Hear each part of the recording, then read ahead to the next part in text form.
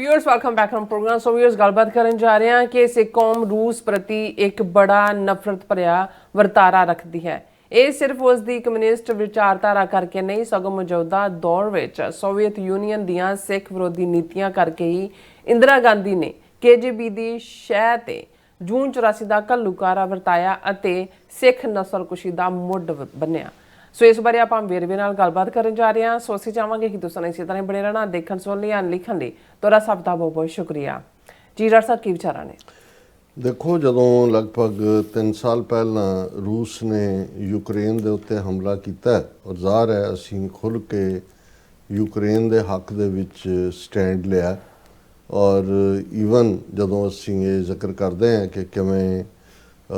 ਉਸ ਸਾਰੇ ਦੇ ਵਿੱਚ ਯੂਨਾਈਟਿਡ ਸਿੱਖਸ ਨੇ ਵੀ ਸਭ ਤੋਂ ਪਹਿਲਾਂ ਉਹਨਾਂ NGOs ਸ਼ਾਮਲ ਸੀ ਜਿਨ੍ਹਾਂ ਨੇ ਹੌਟ ਫੂਡ ਔਰ ਸ਼ੈਲਟਰ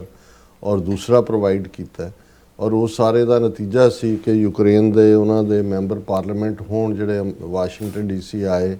ਸਿੱਖਾਂ ਨਾਲ ਮਿਲੇ ਔਰ ਉਹਨਾਂ ਦੇ ਹੋਰ ਉਹ ਸਿੱਖਾਂ ਨੂੰ ਬਹੁਤ ਐਪਰੀਸ਼ੀਏਟ ਕਰਦੇ ਨੇ ਔਰ ਇਹ ਉਹਨੂੰ ਨਾ ਭੁੱਲਣ ਵਾਲਾ ਜਿਹੜਾ ਕਿ ਵੀ ਅਸੀਂ ਕਦੇ ਵੀ ਇਹ ਉਪਕਾਰ ਨਹੀਂ ਭੁੱਲਾਂਗੇ। ਉਦੋਂ ਇੱਕ ਚੰਗੇ ਪਾਕਿਸਤਾਨੀ ਇੰਟੈਲੈਕਚੁਅਲ ਜਿਹੜੇ ਸਾਡੇ ਨਾਲ ਰਾਬਤੇ 'ਚ ਹੁੰਦੇ ਨੇ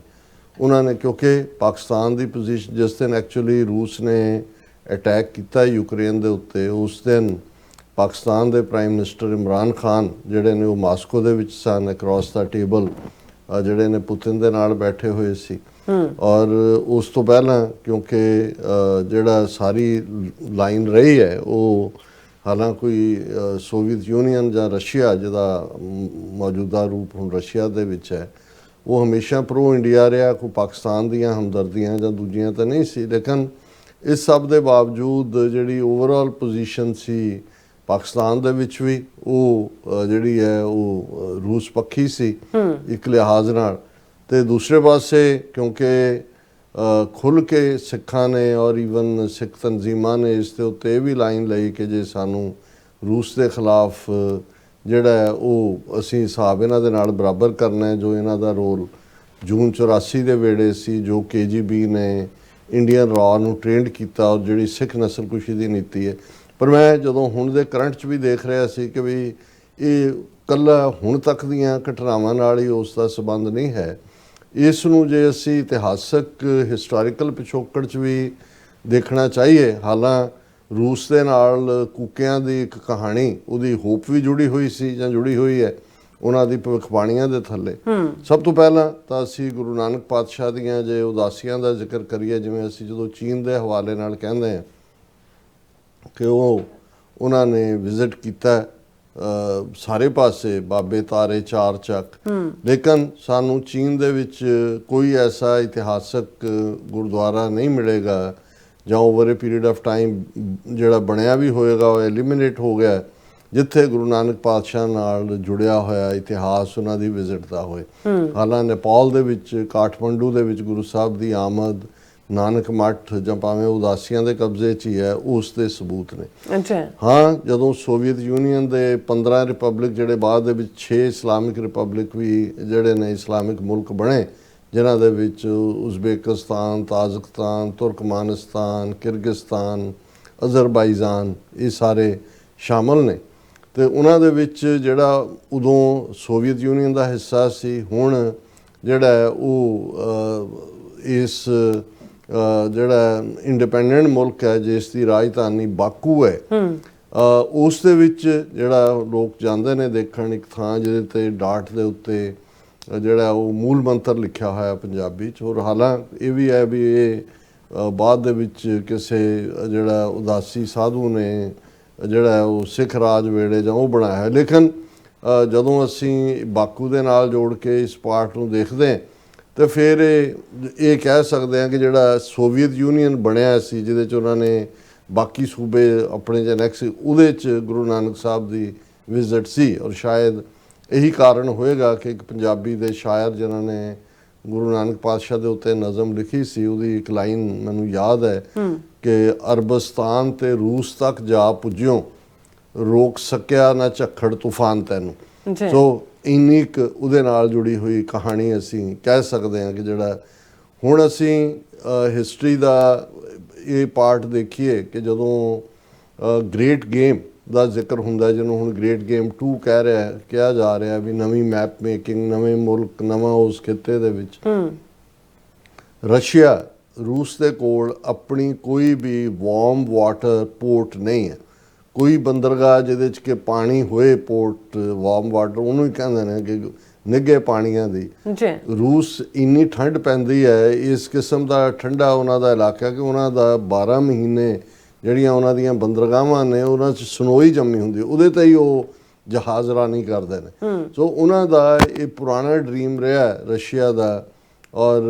ਜਿਹੜਾ ਰਸ਼ੀਅਨ ਜ਼ਾਰਸ ਦੇ ਵੇਲੇ ਤੱਕ ਜਿਉਂਦਾ ਰਹੇ, ਜ਼ਾਰਸ਼ਾਹੀ। ਤਾਂ ਫਿਰ 1917 'ਚ ਲੈਨਨ ਨੇ ਜਦੋਂ, ਜਿਹਨੂੰ ਇਨਕਲਾਬ ਕਿਹਾ ਜਾਂਦਾ ਹੈ, ਰਸ਼ੀਅਨ ਇਨਕਲਾਬ, ਉਹ ਲਿਆਂਦਾ, ਉਹ ਜ਼ਾਰ ਦਾ ਰੂਲ ਖ਼ਤਮ ਕੀਤਾ। ਜ਼ਾਰ ਇਨਫੈਕਟ ਜਿਹੜਾ ਬਾਦਸ਼ਾਹ ਦੇ ਲਈ ਲਫ਼ਜ਼ ਹੈ ਉਹਨਾਂ ਦੀ ਆਪਣੀ ਰੂਸੀ ਜ਼ਬਾਨ ਦੇ ਵਿੱਚ, ਜਿਵੇਂ ਜਰਮਨ ਦੇ ਵਿੱਚ ਕੈਸਰ ਜਿਹੜਾ ਲਫ਼ਜ਼, ਜਿਹਨੂੰ ਅਸੀਂ ਅੱਜ ਕਾਈਜ਼ਰ ਜਿਹਨੂੰ ਲਿਖਿਆ ਜਾਂਦਾ ਹੈ, ਇਹ ਕੈਸਰ, ਇਹ ਜਰਮਨ ਜ਼ਬਾਨ ਦਾ ਬਾਦਸ਼ਾਹ ਦੇ ਲਈ ਲਫ਼ਜ਼ ਸੀ। ਹੁਣ ਉਹਨਾਂ ਦਾ ਇਹ ਡ੍ਰੀਮ ਰਿਹਾ ਕਿ ਹੁਣ ਉਹ ਵਾਰਮ ਵਾਟਰ ਤੱਕ ਤਾਂ ਹੀ ਆ ਸਕਦੇ ਨੇ, ਉਹ ਭਾਵੇਂ ਕਰਾਚੀ ਹੋਏ, ਭਾਵੇਂ ਇੰਡੀਅਨ ਓਸ਼ਨ ਹੋਏ ਜਾਂ ਦੂਸਰਾ ਹੋਏ, ਜੇ ਉਹ ਅਫਗਾਨਿਸਤਾਨ ਨੂੰ ਕੰਕਰ ਕਰਕੇ ਫਿਰ ਜਿਹੜਾ ਇੱਧਰ ਆ ਸਕਦੇ ਨੇ। ਸੋ ਇਹੀ ਕਾਰਨ ਹੈ ਕਿ ਜਿਹੜੀ ਰਸ਼ੀਅਨ ਐਕਸਪੈਂਸ਼ਨ ਸੀ, ਬੇਸ਼ੱਕ ਇਹ ਉਹਨਾਂ ਨੇ ਸੈਂਟਰਲ ਏਸ਼ੀਆ ਦੇ ਜਿਹੜੇ 6 ਮੁਸਲਿਮ ਬਹੁ ਗਿਣਤੀ ਵਾਲੇ ਸੂਬੇ ਜਿਹੜੇ ਅੱਜ ਮੁਲਕ ਨੇ, ਉਹ ਕੰਕਰ ਕੀਤੇ ਤੇ ਅਫਗਾਨਿਸਤਾਨ ਦੇ ਮੁੱਢ ਆ ਕੇ ਉਹ ਬੈਠ ਗਏ। ਹੁਣ ਕਿਉਂਕਿ ਜਦੋਂ ਅਸੀਂ 18ਵੀਂ ਸਦੀ 'ਚ ਪਹੁੰਚ ਜਾਂਦੇ, ਸਿੱਖ ਰਾਜ, ਮਹਾਰਾਜਾ ਰਣਜੀਤ ਸਿੰਘ 1799 ਤੋਂ 1839 ਤੱਕ, ਇਹ ਉਹ ਪੀਰੀਅਡ ਹੈ ਜਦੋਂ ਰਸ਼ੀਅਨ ਪਾਵਰ ਔਰ ਰਸ਼ੀਅਨ ਐਕਸਪੈਂਸ਼ਨਿਜ਼ਮ ਡਿਜ਼ਾਈਨ ਚੱਲ ਰਿਹਾ ਹੈ, ਔਰ ਅਫਗਾਨਿਸਤਾਨ ਦੇ ਪਾਰ ਉਹ ਬੈਠੇ ਹੋਏ ਨੇ। ਔਰ ਉਹਨਾਂ ਨੂੰ ਅੰਗਰੇਜ਼ ਇਸ ਗ੍ਰੇਟ ਗੇਮ ਨੂੰ ਚੰਗੀ ਤਰ੍ਹਾਂ ਸਮਝਦੇ ਨੇ ਕਿ ਰਸ਼ੀਅਨਸ ਦਾ ਜਿਹੜਾ ਇੰਡੀਅਨ ਓਸ਼ਨਸ ਤੱਕ ਆਉਣਾ, ਇਹ ਉਹਨਾਂ ਦਾ ਪਾਰਟ ਹੈ। ਸੋ ਜਿਹੜੀ ਹਰੀਡਲੀ 1809 ਦੇ ਵਿੱਚ ਅੰਮ੍ਰਿਤਸਰ ਦੀ ਟੀਟੀ ਅੰਗਰੇਜ਼ਾਂ ਨੇ ਸਾਈਨ ਕੀਤੀ ਸਿੱਖਾਂ ਦੇ ਨਾਲ, ਮਹਾਰਾਜਾ ਰਣਜੀਤ ਸਿੰਘ ਦੇ ਨਾਲ, ਜ਼ਾਹਰ ਹੈ ਕਿ ਉਸ ਦਾ ਇੱਕ ਮਕਸਦ ਹੀ ਇਹ ਸੀ ਕਿ ਇਸ ਤੋਂ ਪਹਿਲਾਂ, ਕਿਉਂਕਿ ਸਾਊਥ ਜਾਂ ਨਾਰਥ ਇੰਡੀਆ ਦੇ ਵਿੱਚ ਆਲਰੇਡੀ ਦੋ ਜਿਹੜੀਆਂ ਕੰਪੀਟਿੰਗ ਪਾਵਰਸ ਵੱਡੀਆਂ ਉੱਭਰੀਆਂ, ਉਹਨਾਂ 'ਚ ਫਰੈਂਚ ਔਰ ਬ੍ਰਿਟਿਸ਼ ਸੀ, ਔਰ ਫਰੈਂਚ ਨੂੰ ਉਹਨਾਂ ਨੇ ਡਿਫੀਟ ਕਰ ਦਿੱਤਾ। ਲਾਰਡ ਕਲਾਈਵ ਔਰ ਡੁਪਲੇ ਫਰੈਂਚ ਜਨਰਲ ਸੀ, ਉਹਦੀ ਡਿਫੀਟ ਹੋਈ। ਥੋੜ੍ਹੀ ਬਹੁਤ ਪਾਕਟਸ ਫਰੈਂਚ ਦੀਆਂ ਰਹਿ ਗਈਆਂ, ਥੋੜ੍ਹਾ ਬਹੁਤ ਵਪਾਰ ਵਾਲਾ, ਬਾਕੀ ਫਿਨਿਸ਼ ਕਰਤਾ। ਪੋਲੀਟੀਕਲੀ ਈਸਟ ਇੰਡੀਆ ਕੰਪਨੀ ਇੱਧਰ ਨੂੰ ਆਈ। ਹੁਣ ਉਹਨਾਂ ਨੂੰ ਇਹ ਪਤਾ ਸੀ ਕਿ ਵੀ ਆਪਣੇ ਬਲਬੂਤੇ ਦੇ ਉੱਤੇ ਉਹ ਰੂਸ ਦਾ ਮੁਕਾਬਲਾ ਨਹੀਂ ਕਰ ਸਕਦੇ, ਔਰ ਇਸ ਪਾਸੇ ਕਿਉਂਕਿ ਸਿੱਖ ਪਾਵਰ ਦਾ ਰਾਈਜ਼ ਪੰਜਾਬ ਦੇ ਵਿੱਚ ਸ਼ੁਰੂ ਹੋ ਗਿਆ ਸੀ ਮਹਾਰਾਜਾ ਰਣਜੀਤ ਸਿੰਘ ਦੇ ਫਾਰਮ 'ਚ, ਔਰ ਉਹਨਾਂ ਨੂੰ ਫੀਅਰ ਸੀ ਕਿ ਰਸ਼ੀਅਨ ਇਨਵੇਜਨ ਹੋਏਗਾ, ਰਸ਼ੀਅਨ ਅਟੈਕ ਹੋਏਗਾ, ਔਰ ਉਹ ਉਹਨੂੰ ਡੱਕ ਦੇਣਾ ਚਾਹੁੰਦੇ ਸੀ। ਅਫਗਾਨਿਸਤਾਨ ਦੇ ਨਾਲ ਵੀ ਜਿਹੜੀ ਬਾਅਦ ਦੇ ਵਿੱਚ ਅਸੀਂ ਦੇਖਦੇ ਹਾਂ ਡਿਊਰੈਂਟ ਲਾਈਨ ਸਾਈਨ ਹੁੰਦੀ ਹੈ 1893 ਦੇ ਵਿੱਚ, ਔਰ ਉਹ ਲੇਕਿਨ ਉਦੋਂ ਤੱਕ ਅਫਗਾਨਿਸਤਾਨ ਦੇ ਨਾਲ ਵੀ ਜਿਹੜੇ ਨੇ ਉਹ ਸੰਬੰਧ ਚੰਗੇ ਬਣਾਉਣਾ ਚਾਹੁੰਦੇ ਸੀ, ਪਰ ਉਹ ਸਿੱਖ ਰਾਜ ਵਾਲੇ ਪਾਸਿਓਂ ਸਿਕਿਉਰ ਹੋਣਾ ਚਾਹੁੰਦੇ ਸੀ ਕਿ ਜੇ ਸਿੱਖ ਬ੍ਰਿਟਿਸ਼ਰਸ ਦੇ ਨਾਲ ਟਰੀਟੀ ਕਰਨਗੇ ਤੇ ਕੱਲ ਨੂੰ ਕੋਈ ਰਸ਼ੀਆ ਵੱਲੋਂ ਆਫਰ ਆਂਦੀ ਹੈ, ਜੇ ਰੂਸ ਦੀਆਂ ਫੌਜਾਂ ਡਾਊਨ ਹਿੱਲ ਉੱਥੋਂ ਅਫਗਾਨਿਸਤਾਨ ਤੋਂ ਇੱਧਰ ਆਉਂਦੀਆਂ ਨੇ, ਅਫਗਾਨਿਸਤਾਨ ਦੇ ਨਾਲ ਤਾਂ ਫਿਰ ਸਿੱਖ ਰਾਜ ਹੀ ਸੀ, ਪੰਜਾਬ ਹੀ ਸੀ, ਤੇ ਸਿੱਖਾਂ ਨੂੰ ਆਪਣੇ ਵੱਲ ਕਰ ਲਿਆ ਜਾਏ, ਉਸ ਦਾ ਸਾਨੂੰ ਫਾਇਦਾ ਘੱਟ ਤੇ ਨੁਕਸਾਨ ਜ਼ਿਆਦਾ ਹੋਇਆ। ਲੇਕਿਨ ਇੱਕ ਟਰੀਟੀ ਸੀ, ਮਹਾਰਾਜਾ ਰਣਜੀਤ ਸਿੰਘ ਅਜੇ ਬਹੁਤ ਯੰਗ ਸੀ, ਬੜੇ ਵਲਨਰੇਬਲ ਸੀ। ਜਿਹੜੀਆਂ ਮਾਲਵੇ ਦੀਆਂ ਸਿੱਖ ਰਿਆਸਤਾਂ ਨੇ, ਸਤਲੁਜ ਪਾਰ ਦੀਆਂ, ਪਟਿਆਲਾ, ਨਾਭਾ, ਜੀਂਦ, ਇਹ ਸਾਰੀਆਂ ਆਲਰੇਡੀ ਅੰਗਰੇਜ਼ਾਂ ਦੀਆਂ ਪ੍ਰੋਟੈਕਟੋਰੇਟ ਰਿਆਸਤਾਂ ਬਣ ਚੁੱਕੀਆਂ ਸੀ। ਸੋ ਕੋਈ ਬਹੁਤੀ ਚੋਇਸ ਨਹੀਂ ਸੀ ਮਹਾਰਾਜਾ ਰਣਜੀਤ ਸਿੰਘ ਕੋਲ। ਹਾਲਾਂਕਿ ਉਸ ਪੀਰੀਅਡ 'ਚ ਉਹਨਾਂ ਦੇ ਜਰਨੈਲ ਜਿਹੜੇ ਨੇ, ਜਨਰਲ ਮੋਹਕਮ ਚੰਦ ਜਾਂ ਦੂਸਰੇ ਜਿਹੜੇ ਨੇ, ਉਹ ਇਹਦੇ ਖਿਲਾਫ ਸੀ, ਲੇਕਿਨ ਫਕੀਰ ਅਜ਼ੀਜ਼ੁਦੀਨ ਔਰ ਦੂਸਰਿਆਂ ਨੇ ਕਿਹਾ ਕਿ ਵੀ ਇਹਦੇ ਨਾਲ ਜੇ ਅਸੀਂ ਟਰੀਟੀ ਕਰ ਲੈਂਦੇ ਹਾਂ, ਸਤਲੁਜ ਨੂੰ ਹੱਦ ਮੰਨ ਲਿਆ ਗਿਆ ਸੀ ਕਿ ਸਾਡੇ ਕੋਲ ਫਿਰ ਦੂਸਰੇ ਪਾਸੇ ਐਕਸਪੈਂਡ ਕਰਨਾ ਸੌਖਾ ਹੋਏਗਾ। ਇਹੀ ਕਾਰਨ ਹੈ ਕਿ ਉਸ ਤੋਂ ਬਾਅਦ ਸਿੱਖਾਂ ਨੇ ਇਸ ਟਰੀਟੀ ਤੋਂ ਬਾਅਦ ਹੀ ਕਸ਼ਮੀਰ ਫਤਿਹ ਕੀਤਾ, ਮੁਲਤਾਨ ਫਤਿਹ ਕੀਤਾ, ਪਿਸ਼ਾਵਰ ਫਤਿਹ ਕੀਤਾ, ਡੇਰਾ ਇਸਮਾਈਲ ਖਾਨ, ਡੇਰਾ ਗਾਜ਼ੀ ਖਾਨ, ਦਰਾ ਖੈਬਰ ਤੱਕ ਉਹ ਗਏ। ਔਰ ਅੰਗਰੇਜ਼ਾਂ ਨੂੰ ਇਹ ਸੀ ਕਿ ਵੀ ਜੇ ਰੂਸ ਆਏਗਾ ਪਹਿਲਾਂ ਅਫਗਾਨਾਂ ਦੇ ਨਾਲ ਟੱਕਰ ਹੋਏਗੀ, ਫਿਰ ਸਿੱਖਾਂ ਦੇ ਨਾਲ ਹੋਏਗੀ, ਔਰ ਉਹਨਾਂ ਤੱਕ ਪਹੁੰਚ ਨਹੀਂ ਹੋਏਗੀ। ਸੋ ਉਸ ਸਾਰੇ ਦਾ ਜਿਹੜਾ ਇੱਕ ਡਰਾਬੈਕ ਇਹ ਨਿਕਲਿਆ ਵੀ ਜਿਹੜੀ ਇਧਰ ਜਮਨਾ ਪਾਰ ਵਾਲਾ ਪਾਰਟ ਸੀ ਜਿਹਨੂੰ ਬਹੁਤ ਥੋੜੀ ਫੋਰਸ ਦੇ ਨਾਲ ਸਿੱਖ ਜਿਹੜੇ ਨੇ ਉਹ ਗੰਗਾ ਜਮਨਾ ਪਲੇਨਸ ਦੇ ਉੱਤੇ ਆਪਣਾ ਹੱਕ ਜਿਹੜਾ ਆਪਣਾ ਝੰਡਾ ਗੱਡ ਸਕਦੇ ਸੀ, ਉਹ ਉਹਨਾਂ ਨੇ ਸਤਲੁਜ ਦੇ ਨਾਲ ਬੰਨ੍ਹ ਦਿੱਤਾ ਤੁਹਾਨੂੰ, ਔਰ ਜਿਹੜਾ ਤੁਹਾਨੂੰ ਉਸ ਐਕਸਪੀਡੀਸ਼ਨਸ ਵੱਲ ਪਾ ਦਿੱਤਾ ਅਫਗਾਨਾਂ ਔਰ ਦੂਸਰਿਆਂ ਨਾਲ ਟਕਰਾਅ ਵਾਲਾ, ਜਿਹਦੇ 'ਚ ਬਹੁਤ ਜ਼ਿਆਦਾ ਖੂਨ ਖਰਾਬਾ ਹੋਇਆ ਔਰ ਬਹੁਤ ਜ਼ਿਆਦਾ ਕੀਮਤ ਵੀ ਦੇਣੀ ਪਈ। ਹੁਣ ਜਦੋਂ ਸਿੱਖ ਰਾਜ ਜਾਂਦਾ ਹੈ, ਉਸ ਤੋਂ ਬਾਅਦ ਜ਼ਾਹਰ ਹੈ ਕੂਕਿਆਂ ਨੇ ਇੱਕ ਯਤਨ ਕੀਤਾ, ਜਿਹਨੂੰ ਜਦੋਂ ਰਹਿਣ ਨਾ ਦੇਵੋ ਹਿੰਦ 'ਚ ਰਾਜ ਫਰੰਗੀ ਦਾ ਉਹਨਾਂ ਨੇ ਆਪਣੇ ਸੂਬੇ ਬਣਾਏ, ਡਿਕਲੇਅਰ ਕੀਤੇ, ਔਰ ਇਹ ਕੋਰਸਪੋਂਡੈਂਸ ਰਸ਼ੀਆ ਦੇ ਨਾਲ ਵੀ ਇੱਕ ਉਹਨਾਂ ਦਾ ਸੂਬਾ ਜਿਹਨੂੰ ਨੁਮਾਇੰਦਾ ਕਿਹਾ ਜਾਏ ਉਹਨਾਂ ਨੇ ਮਾਸਕੋ ਵੀ ਪਹੁੰਚਾਇਆ। ਉਹ ਇਹ ਸਮਝਦੇ ਸੀ ਕਿ ਜੇ ਅੰਗਰੇਜ਼ਾਂ ਨੂੰ ਕੱਢਣ ਦੇ ਲਈ ਰੂਸ ਦੀ ਮਦਦ ਮਿਲ ਜਾਏ ਤਾਂ ਨਥਿੰਗ ਲਾਈਕ ਦੈਟ। ਉਹ ਬਚਕਾਨਾ ਜਿਹਾ ਪਾਰਟ ਪਰ ਕੋਰਸਪੋਂਡੈਂਸ ਇਹ ਸੀ, ਜਿਹਦਾ ਨਤੀਜਾ ਇਹ ਸੀ ਕਿ ਵੀ ਜਦੋਂ ਇਹ ਨਾਮਧਾਰੀ ਲਹਿਰ ਜਿਹੜੀ ਹੈ ਇਹਨਾਂ ਨੇ ਬਾਬਾ ਰਾਮ ਸਿੰਘ ਨੂੰ ਫੜ ਲਿਆ, ਉੱਥੋਂ ਭੈਣੀ ਤੋਂ ਜਲਾਵਤਨ ਕਰਕੇ ਰੰਗੂਨ ਭੇਜ ਦਿੱਤਾ, ਔਰ ਦੂਸਰਾ ਔਰ ਅੱਜ ਵੀ ਕੁੱਕੇ ਮੰਨਦੇ ਨਹੀਂ ਹੈ ਕਿ ਵੀ ਆਏਗਾ ਜਿਹੜਾ ਬਾਬਾ ਰਾਮ ਸਿੰਘ ਫੇਰ ਆਣਗੇ, ਔਰ ਉਹਨਾਂ ਦੀ ਜਿਹੜੀ 100 ਸਾਖੀ ਹੈ ਕੁੱਕਿਆਂ ਦੀ, ਉਹਦੇ 'ਚ ਲਫ਼ਜ਼ ਲਿਖੇ ਹੋਏ ਨੇ ਕਿ ਵੀ ਕਿਉਂਕਿ ਆਲਰੇਡੀ ਰੂਸ ਦੇ ਨਾਲ ਉਸ ਵੇਲੇ ਦੇ ਜ਼ਾਰ ਨਾਲ ਕੋਈ ਨਾ ਕੋਈ ਕਮਿਊਨੀਕੇਸ਼ਨ ਖੋਲ੍ਹੀ ਹੋਈ ਸੀ, ਬਾਬਾ ਰਾਮ ਸਿੰਘ ਨੇ ਕੱਚ ਪੱਕ ਜਾਏ ਸੀ, ਲੇਕਿਨ ਕੁੱਕਿਆਂ ਦੀ 100 ਸਾਖੀ ਦੇ ਵਿੱਚ ਇਹ ਲਫ਼ਜ਼ ਅੰਕਿਤ ਨੇ ਕਿ ਜਦ ਰੂਸ ਪੰਜਾਬੇ ਆਵੇਗਾ ਤੇ ਬਾਬਾ ਰਾਮ ਸਿੰਘ ਜੀ ਨਾਲ ਹੋਣਗੇ, ਮਲੇਛ ਖਾਲਸੇ ਦਾ ਅੰਤ ਕਰਨਗੇ, ਪੰਥ ਖਾਲਸਾ ਪ੍ਰਕਾਸ਼ ਕਰ, ਉਹਨਾਂ ਦੇ ਲਈ ਆਪਣੇ ਉਹ ਕੂਕੇ ਹੀ ਜਿਹੜੇ ਨੇ ਉਹ ਪੰਥ ਖਾਲਸਾ ਹੈ, ਬਾਕੀ ਸਾਰੇ ਜਿਹੜੇ ਨੇ ਉਹ ਮਲੇਛ ਖਾਲਸਾ। ਲੇਕਿਨ ਰੂਸ ਪੰਜਾਬੇ ਆਵੇਗਾ, ਬਾਬਾ ਰਾਮ ਸਿੰਘ ਦਾ ਉਹਦੇ ਨਾਲ ਆਣਾ, ਕਿਉਂਕਿ ਕੂਕਿਆਂ ਨੇ ਫਰੰਗੀ ਨੂੰ ਕੱਢਣ ਦੇ ਲਈ ਇਹ ਸਮਝਿਆ ਵੀ ਸਾਨੂੰ ਰੂਸ ਦੀ ਮਦਦ ਮਿਲੇਗੀ। ਸੋ ਉਹ ਕਿੰਨੀ ਕੁ ਰੂਸ ਨੇ ਮਦਦ ਕੀਤੀ ਤਾਂ ਕੀ ਕਰਨੀ ਸੀ। ਹੁਣ ਇਹੀ ਇੱਕ ਭਰਮ ਜਿਹੜਾ ਹੈ ਮਹਾਰਾਜਾ ਦਲੀਪ ਸਿੰਘ ਨੇ ਵੀ, ਜਿਹੜਾ ਮਹਾਰਾਜਾ ਰਣਜੀਤ ਸਿੰਘ ਦੇ ਬੱਚੇ ਨੂੰ ਛੋਟੀ ਉਮਰ ਦੇ ਵਿੱਚ ਈਸਾਈ ਬਣਾ ਕੇ ਯੂਕੇ ਅੰਗਰੇਜ਼ ਲੈ ਆਏ, ਔਰ ਜਦੋਂ ਤੱਕ ਉਹਨੂੰ ਰਿਅਲਾਈਜ਼ ਹੋਇਆ 1880 ਤੱਕ ਪਹੁੰਚਦੇ ਆ ਕਿ ਭਾਈ ਸਾਡੇ ਨਾਲ ਕੀ ਹੋਇਆ, ਉਹਨੇ ਦੁਬਾਰਾ ਅੰਮ੍ਰਿਤ ਛਕਣ ਦੀ ਇੱਛਾ ਜ਼ਾਹਰ ਕੀਤੀ। ਉਹਦਾ ਕਜ਼ਨ ਠਾਕੁਰ ਸਿੰਘ ਸੰਧਾਵਾਲੀ ਆ ਕੇ ਰਿਹਾ, ਔਰ ਫਿਰ ਇੱਕ ਸਟੇਜ 'ਤੇ ਰੂਸ ਦਾ ਇੱਕ ਪੱਤਰਕਾਰ ਵੀ ਜਿਹੜਾ ਉਸ ਦਾ ਦੋਸਤ ਬਣਿਆ, ਉਹਨੇ ਉਹਨੂੰ ਕਿਹਾ ਕਿ ਵੀ ਤੂੰ ਜੇ ਆ ਜਾਏ ਰੂਸ ਤੇ ਇਹ ਜਿਹੜਾ ਮੈਂ ਤੁਹਾਨੂੰ ਜ਼ਾਰ ਦੇ ਨਾਲ ਜਾਂ ਦੂਜੇ ਨਾਲ ਮਿਲਾਵਾਂਗਾ, ਔਰ ਤੂੰ ਬਾਦਸ਼ਾਹ ਹੈ, ਤੁਹਾਡਾ ਰਾਜ ਵਾਪਸ ਲੈਣ ਲਈ ਮਦਦ ਹੋਏਗੀ। ਹੁਣ ਉਹ ਮਹਾਰਾਜਾ ਦਲੀਪ ਸਿੰਘ ਜਿਹੜਾ ਫਰਾਂਸ 'ਚ ਰਹਿ ਰਿਹਾ ਸੀ, ਉਹ ਨਿਕਲਿਆ, ਪਹੁੰਚ ਗਿਆ ਉੱਥੇ, ਉਹ ਬ੍ਰਿਟਿਸ਼ ਇੰਟੈਲੀਜੈਂਸ ਏਜੰਟ ਨਾਲ ਲੱਗਾ ਹੋਇਆ, ਉਹਦੇ ਪਾਸਪੋਰਟ ਜੋ ਵੀ ਉਸ ਜ਼ਮਾਨੇ ਦਾ ਜੋ ਵੀ ਸ਼ਨਾਖਤ ਡਾਕੂਮੈਂਟ ਉਹ ਸਾਰੇ ਉਹਨਾਂ ਨੇ ਉਹਦਾ ਅਟੈਚੀ ਚੁੱਕ ਲਿਆ। ਉਹ ਖਾਲੀ ਹੱਥੀ ਉੱਥੇ ਪਹੁੰਚਿਆ, ਮੁਲਾਕਾਤ ਵੀ ਨਹੀਂ ਹੋ ਸਕੀ ਤੇ ਬਿਲਕੁਲ ਡਿਸਹਾਰਟਨ ਹੋ ਕੇ ਆਇਆ, ਕਿਉਂਕਿ ਕਿਸੇ ਦੀ ਕੋਈ ਦਿਲਚਸਪੀ ਨਹੀਂ ਸੀ। ਮੈਂ ਇਹ ਹਿਸਟੋਰੀਕਲ ਲਿੰਕ ਇਸ ਲਈ ਦੇ ਰਿਹਾ ਕਿ ਇਹਨੂੰ ਸਮਝਣ ਦੇ ਲਈ ਕਿ ਵੀ ਇਹ ਜਿਹੜਾ ਫਿਰ 1917 ਤੱਕ ਜਦੋਂ ਮਹਾਰਾਜਾ ਦਲੀਪ ਸਿੰਘ ਵੀ ਉੱਥੋਂ ਨਿਰਾਸ਼ ਹੀ ਮੁੜਿਆ, ਆਪਣਾ ਜੋ ਕੁਝ ਪੱਲੇ ਸੀ ਉਹ ਵੀ ਗਵਾ ਕੇ ਹੱਥ ਪੱਲਾ ਕੀ ਪੈਣਾ ਸੀ। 1917 ਜ਼ਾਰਸ਼ਾਹੀ ਦਾ ਖਾਤਮਾ ਹੋਇਆ, ਲੈਨਿਨ, ਮਾਰਕਸਿਜ਼ਮ ਕਿ religion is the opium of the masses, ਮਜ਼ਹਬ ਜਿਹੜੀ ਲੋਕਾਂ ਦੇ ਨੂੰ ਚਟਾਈ ਜਾਂਦੀ ਫੀਮ ਹੈ। ਨਤੀਜੇ ਦੇ ਤੌਰ ਤੇ ਉਦੋਂ ਤੱਕ ਇੱਧਰੋਂ ਗਦਰੀ ਬਾਬੇ ਸਾਡੇ ਗਏ ਜਿਹੜੇ ਪੂਰਨ ਅੰਮ੍ਰਿਤਧਾਰੀ ਸਿੰਘ ਸਨ, ਸਿੱਖੀ ਉਹਨਾਂ ਦੀ ਪ੍ਰੇਰਨਾ ਸੀ, ਲੇਕਿਨ 1912-13 ਫਸਟ ਵਰਲਡ ਵਾਰ 1914 ਸ਼ੁਰੂ ਹੋਇਆ, ਗਦਰੀ ਬਾਬੇ ਮੂਵਮੈਂਟ ਚੱਲੀ ਨਹੀਂ, ਕੋਈ ਫੜੇ ਗਏ, ਲਾਹੌਰ ਕੰਸਪੀਰੇਸੀ ਕੇਸ ਹੋਇਆ ਇਹ ਉਹ। ਲੇਕਿਨ ਇੱਕ ਗੱਲ ਗਦਰੀ ਬਾਬਿਆਂ ਦੇ ਜਿਹੜੇ ਲੈਫਟ ਓਵਰ ਸੀ, ਜੇਲ੍ਹਾਂ 'ਚ ਸੀ ਜਾਂ ਬਾਹਰ ਰਹੇ, ਇਹ ਉਹਨਾਂ ਨੂੰ ਆਇਆ ਵੀ ਅੰਗਰੇਜ਼ਾਂ ਨੂੰ ਕੱਢਣ ਦੇ ਲਈ ਆਪਣੇ ਬਲਬੂਤੇ ਤੇ ਅਸੀਂ ਕਾਮਯਾਬ ਨਹੀਂ ਹੋ ਸਕਦੇ, ਕਿਸੇ ਬਾਹਰਲੀ ਤਾਕਤ ਦੀ ਮਦਦ ਦੀ ਲੋੜ ਹੈ। ਉਦੋਂ ਤੱਕ ਉਹਨਾਂ ਨੂੰ ਇਹ ਵੀ ਨਹੀਂ ਸੀ ਪਤਾ ਵੀ ਕਮਿਊਨਿਜ਼ਮ ਕੀ ਹੈ ਕੀ ਨਹੀਂ, ਔਰ ਕਿਉਂਕਿ ਉਸ ਵੇਲੇ ਦੇ ਜਿਹੜੇ ਜ਼ਾਰ ਸੀ ਜਿਨ੍ਹਾਂ ਨੂੰ ਮਾਰਿਆ ਕਮਿਊਨਿਸਟਾਂ ਨੇ, ਉਹ ਤਾਂ ਇਹ ਐਂਗਲੋ ਸੈਕਸੀਅਨ ਰਿਸ਼ਤੇਦਾਰੀਆਂ ਸੀ, ਸਾਰੀ ਇਹੀ ਸ਼ਾਹੀ ਖੂਨ ਸੀ ਬ੍ਰਿਟਿਸ਼ ਔਰ ਦੂਸਰਿਆਂ ਦਾ, ਔਰ ਉਹਨਾਂ ਨੂੰ ਇਹ ਲੱਗਾ ਕਿ ਵੀ ਇਹ ਬ੍ਰਿਟਿਸ਼ ਵਿਰੋਧੀ ਨੇ ਤੇ ਜੇ ਅਸੀਂ ਇਹਨਾਂ ਦੇ ਨਾਲ ਤਾਵਨ ਕਰੀਏ ਤੇ ਇਹ ਸਾਡੀ ਆਜ਼ਾਦੀ ਲਹਿਰ ਦੇ ਵਿੱਚ ਮਦਦ ਕਰ ਸਕਦੇ ਨੇ। ਉਹਨਾਂ ਹਾਲਾਤਾਂ ਦੇ ਵਿੱਚ ਜਿਹੜਾ ਮਾਸਕੋ ਹੈ ਜਾਂ ਰਸ਼ੀਆ ਹੈ ਉਹ ਮੱਕਾ ਬਣ ਗਿਆ ਇਹਨਾਂ ਦਾ, ਉਹ ਜਾਣੇ ਸ਼ੁਰੂ ਹੋ ਗਏ ਜਿਹੜੇ ਕਮਿਊਨਿਸਟ ਆਪਣੇ, ਔਰ ਨਤੀਜੇ ਦੇ ਤੌਰ ਤੇ ਨਿਕਲਣਾ ਲਕਾਣਾ ਕੀ ਸੀ, ਉਹ ਉਨੀ ਕੁ ਦੇਰ ਹੀ ਰਹੇ ਜਿੰਨੀ ਕੁ ਐਂਟੀ ਬ੍ਰਿਟਿਸ਼।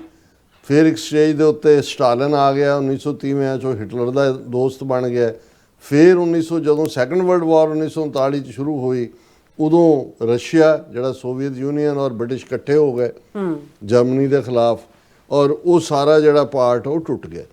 ਹੁਣ 47 ਤੋਂ ਬਾਅਦ ਹਾਂ ਇਹ ਹੋਇਆ ਵੀ ਕਿਉਂਕਿ ਕਮਿਊਨਿਜ਼ਮ ਨੂੰ ਇੰਟਰੋਡਿਊਸ ਹੀ ਇੰਡੀਆ ਦੇ ਵਿੱਚ ਸਿੱਖਾਂ ਨੇ ਕਰਵਾਇਆ। ਹਾਲਾਂ ਉਹਨਾਂ ਦੀਆਂ ਕਾਨਫਰੰਸਾਂ ਗੁਰੂ ਗ੍ਰੰਥ ਸਾਹਿਬ ਦੇ ਅਖੰਡ ਪਾਠ ਦਾ ਭੋਗ ਪਾ ਕੇ ਸ਼ੁਰੂ ਹੁੰਦੀਆਂ ਸੀ। ਜਿੰਨੇ ਵੱਡੇ ਕਮਿਊਨਿਸਟ ਉਸ ਜ਼ਮਾਨੇ ਦੇ ਬਾਬਾ ਸੋਹਣ ਸਿੰਘ ਭਕਨਾ, ਗੁਰਮੁਖ ਸਿੰਘ ਲਲਤੋਂ, ਜਵਾਲਾ ਸਿੰਘ, ਦੂਸਰੇ ਸਾਰੇ ਨੇ ਜਿਹੜੇ ਗਦਰੀ ਸੀ, ਉਹ ਸਾਰੇ ਅੰਮ੍ਰਿਤਧਾਰੀ ਔਰ ਡੈਡੀਕੇਟਿਡ ਸੀ। ਲੇਕਿਨ ਇਸ ਭੁਲੇਖੇ 'ਚ ਜਿਹੜਾ ਕਮਿਊਨਿਜ਼ਮ ਹੈ ਨਾਸਤਕਤਾ ਦਾ ਔਰ ਰੱਬ ਤੋਂ ਦੂਰ, ਔਰ ਉਹਨਾਂ ਨੂੰ ਗੁਰੂ ਗੋਬਿੰਦ ਸਿੰਘ ਸਾਹਿਬ ਜਾਂ ਦੂਸਰਿਆਂ ਦੀ ਪ੍ਰੇਰਨਾ ਨਜ਼ਰ ਨਹੀਂ ਆਈ, ਇਧਰ ਜਿਹੜਾ ਉਹਨਾਂ ਨੂੰ ਆਇਆ। ਉਹਦਾ ਨਤੀਜਾ ਇਹ ਹੋਇਆ ਕਿ ਕਮਿਊਨਿਜ਼ਮ ਦੀਆਂ ਜੜ੍ਹਾਂ ਪੰਜਾਬ ਦੇ ਵਿੱਚ ਬਹੁਤ ਡੂੰਘੀਆਂ ਲੱਗੀਆਂ। ਔਰ ਅੱਜ ਤੱਕ ਵੀ ਜਦੋਂ ਅਸੀਂ ਦੇਖਦੇ ਹਾਂ ਕਿਸਾਨ ਮੂਵਮੈਂਟ ਵੇਲੇ ਤੁਸੀਂ ਦੇਖ ਲਓ ਕਰੰਟਲੀ ਆ 32-33 ਜਿਹੜੀਆਂ ਜਥੇਬੰਦੀਆਂ ਉਹਨਾਂ 'ਚ ਇੱਕ ਵੱਡਾ ਤਬਕਾ ਉਹਨਾਂ ਕਾਮਰੇਡਾਂ ਦਾ ਸੀ। ਹਾਲਾਂ ਆਮ ਲੜਨ ਵਾਲਾ ਕਿਸਾਨ ਸਿੱਖ ਹੈ, ਪਰ ਇਹਨਾਂ ਨੂੰ ਸਾਡੇ ਖਾਲਸਾਈ ਝੰਡੇ ਤੋਂ ਸਮੱਸਿਆ ਹੈ, ਜੈਕਾਰੇ ਤੋਂ ਸਮੱਸਿਆ ਹੈ, ਨਗਾਰੇ ਤੋਂ ਸਮੱਸਿਆ ਹੈ, ਸਿੱਖ ਰਾਜ ਦੇ ਕਨਸੈਪਟ ਤੋਂ ਸਮੱਸਿਆ ਹੈ। ਖਾਲਿਸਤਾਨ ਦੇ ਲਈ ਤਾਂ ਬਰਾਬਰ ਇਹਨਾਂ ਕਮਿਊਨਿਸਟਾਂ ਨੇ ਜਿਹੜੀ ਹੈ ਉਹ ਸਰਕਾਰ ਦੀ ਲੜਾਈ ਲੜੀ ਹੈ। ਔਰ ਅਬਵ ਆਲ ਇਸ ਸਾਰੇ ਦੇ ਨਾਲ ਜੇ ਅਸੀਂ ਦੇਖੀਏ ਕਿ ਜੂਨ 84 ਦਾ ਘੱਲੂਘਾਰਾ ਹੈ, KGB ਦਾ ਰੋਲ, ਜਦੋਂ ਇੰਦਰਾ ਗਾਂਧੀ ਪੂਰੀ ਤਰ੍ਹਾਂ ਇਹਨਾਂ ਦੇ ਖੈਮੇ 'ਚ ਚਲੀ ਗਈ ਔਰ ਸੋਵੀਅਤ ਯੂਨੀਅਨ ਵਾਲਿਆਂ ਨੇ ਦੇਖਿਆ ਕਿ ਵੀ ਆਲਰੇਡੀ ਅਫਗਾਨਿਸਤਾਨ 'ਚ ਆ ਕੇ ਬੈਠ ਗਏ ਸੀ, ਪਾਕਿਸਤਾਨ ਵਾਸ ਦਾ ਨੈਕਸਟ। ਤੇ ਫਿਰ ਉਹਨਾਂ ਨੇ ਦੇਖਿਆ ਵੀ ਜੇ ਭਾਰਤ ਨੂੰ ਜਿਵੇਂ ਉਹਨਾਂ ਨੇ ਚੈਕੋਸਲੋਵਾਕੀਆ ਜਾਂ ਹੰਗਰੀ ਦੇ ਉੱਤੇ ਕਬਜ਼ਾ ਕੀਤਾ, ਉਹਨਾਂ ਨਾਲ ਵੀ ਉੱਦਾਂ ਦੇ ਐਗਰੀਮੈਂਟ ਸਾਈਨ ਕੀਤੇ ਸੀ ਜਿਹੋ ਜਿਹਾ 1971 'ਚ ਇੰਦਰਾ ਗਾਂਧੀ ਨਾਲ ਕੀਤਾ।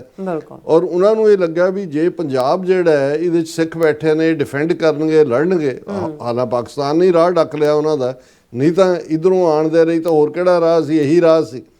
ਤੇ ਇਹਨਾਂ ਨੂੰ ਫਿਨਿਸ਼। ਸੋ ਇਹ ਜਿਹੜੀ ਸਾਰੀ ਸਿੱਖ ਮਾਰੂ ਨੀਤੀ ਇੰਦਰਾ ਗਾਂਧੀ ਨੂੰ ਜਿਹੜਾ ਉਹ KGB ਔਰ ਰਾਹ ਦਾ ਜਿਹੜਾ ਜੁਆਇੰਟ ਪਲਾਟ ਸੀ, ਉਦੋਂ ਚੋਂ ਹੀ ਜੂਨ 84 ਦਾ ਘੱਲੂਘਾਰਾ ਨਿਕਲਦਾ। ਔਰ ਜਦੋਂ ਜੂਨ 84 ਦਾ ਘੱਲੂਘਾਰਾ ਹੁੰਦਾ, ਸਭ ਤੋਂ ਪਹਿਲਾਂ ਇੰਦਰਾ ਗਾਂਧੀ ਨੂੰ ਵਧਾਈ ਦੇਣ ਵਾਲਿਆਂ ਜਿਹੜਾ ਕਮਿਊਨਿਸਟ ਪਾਰਟੀ ਦਾ ਆਫੀਸ਼ੀਅਲ ਪਬਲੀਕੇਸ਼ਨ ਸੀ ਪ੍ਰਵਦਾ, ਉਸ ਦੇ ਵਿੱਚ ਜਿਹੜਾ ਵਧਾਈ ਦਿੱਤੀ ਜਾਂਦੀ ਹੈ। ਔਰ ਜੋ ਬਾਅਦ ਕਮਿਊਨਿਸਟਾਂ ਨੇ ਰੋਲ ਅਦਾ ਕੀਤਾ ਜਾਂ KGB ਦਾ ਰੋਲ ਹੁਣ ਤੱਕ ਹੈ, ਔਰ ਹੁਣ ਵੀ ਆ ਜਿਹੜੇ ਤੌਰ ਤਰੀਕੇ ਟਰਾਂਸਨੈਸ਼ਨਲ ਰਿਪਰੈਸ਼ਨ ਦੇ, ਔਰ ਜਿਵੇਂ ਜਿਹੜਾ ਕੈਮੀਕਲ ਵੈਪਨ ਨਾਲ ਅਵਤਾਰ ਸਿੰਘ ਖੰਡੇ ਨੂੰ ਮਾਰਿਆ ਉਹ ਹੈ ਹੀ ਉਹਨਾਂ ਦੇ ਕੋਲ ਹੈ, KGB ਕੋਲ। ਸੋ ਇਹ ਸਾਰਾ ਪਿਛੋਕੜ ਹੈ ਜਿਹਦੇ ਥੱਲੇ ਅਸੀਂ ਸਮਝਦੇ ਹਾਂ ਕਿ ਇਹ ਸਾਡਾ ਬਿਲਟ ਇਨ ਐਂਟਾਗਨਿਜ਼ਮ ਹੈ ਇਹਨਾਂ ਦੇ ਨਾਲ। ਔਰ ਇਸੇ ਲਈ ਯੂਕਰੇਨ ਵਾਰ ਦੇ ਸ਼ੁਰੂ ਹੁੰਦਿਆਂ ਅਸੀਂ ਇਹ ਕਿਹਾ ਸੀ ਕਿ ਵੀ ਅਸੀਂ ਇਹਨਾਂ ਦੇ ਨਾਲ, ਰੂਸ ਦੇ ਨਾਲ ਪੁਰਾਣਾ ਹਿਸਾਬ ਕਿਤਾਬ ਵੀ ਕਰਨਾ ਹੈ, ਜੂਨ 84 ਦਾ ਜਿਹੜਾ ਰੋਲ ਹੈ ਉਹ ਵੀ ਕਰਨਾ ਹੈ। ਔਰ ਹੁਣ ਤੱਕ ਵੀ ਜਿਹੜੀ ਉਹਨਾਂ ਦੀਆਂ ਨੀਤੀਆਂ ਨੇ ਸਿੱਖ ਮਾਰੂ, ਸਿੱਖਾਂ ਨੂੰ ਨਿਸ਼ਾਨੇ ਤੇ ਲੈ ਕੇ। ਸੋ ਇਹ ਇਹਦਾ ਹਿਸਟੋਰੀਕਲ ਜਿਹੜਾ ਕੰਟੈਕਸਟ ਹੈ ਕਿ ਸਿੱਖ ਕੌਮ ਕਿਉਂ ਰੂਸ ਦੇ ਨਾਲ ਜਿਹੜੀ ਹੈ, ਨਫ਼ਰਤ ਲਫ਼ਜ਼ ਤਾਂ ਛੋਟਾ ਲਫ਼ਜ਼ ਹੈ ਜਾਂ ਉਹ ਅਸੀਂ ਇਸਤੇਮਾਲ ਨਹੀਂ ਕਰਾਂਗੇ, ਸਾਡੇ ਕੰਟੈਂਪਟ ਹੈ ਇਹਨਾਂ ਦੇ ਲਈ, ਔਰ ਇਹਨਾਂ ਦੇ ਨਾਲ ਅਸੀਂ ਜਿਹੜਾ ਆਪਣਾ ਹਿਸਾਬ ਸੈਟਲ ਕਰਨਾ ਹੈ। ਜੀ ਡਾਕਟਰ ਸਾਹਿਬ ਤੁਹਾਡਾ ਬਹੁਤ ਬਹੁਤ ਸ਼ੁਕਰੀਆ। ਸੋ ਥਲੈਨ ਬ੍ਰੇਕ ਵਿਊਅਰਸ ਤੁਸੀਂ ਇਸੇ ਤਰ੍ਹਾਂ ਬੜੇ ਰਹਿਣਾ, ਮਿਲਦੇ ਹਾਂ ਆਫਟਰ ਦਿਸ ਸ਼ਾਰਟ ਬ੍ਰੇਕ।